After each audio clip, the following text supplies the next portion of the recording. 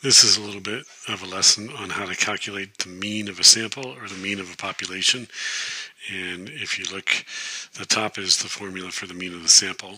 That X with a bar over it is called X bar, and that represents sample mean. And then below that is the formula for the calculating the mean of the population.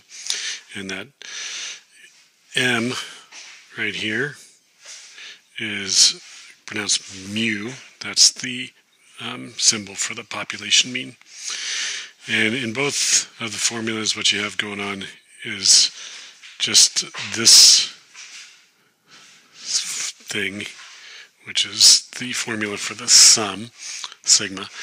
The sum of all of the x's, which are the individual scores in the sample or the population, divided by n. And it's a little n for a sample for the number of scores in the sample, and a capital N for the number of scores in the population.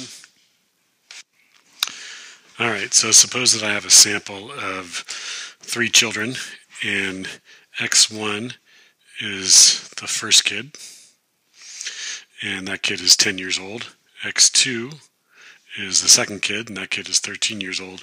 And x3 is 19 years old. That's the third kid. And so the first step of the formula for calculating the mean is to add them all up. So take up all 3 of the scores in the sample, or if this were a population, it would be all 3 of the scores in the population.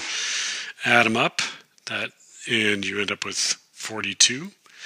And then the next step is to divide that 42 by the number of cases or individuals that are in the sample. In this case, there are 3 individuals in the sample, so we're going to divide 42 by 3, and we end up with 14, because 42 divided by 3 is 14. And this is our sample mean. Pretty straightforward.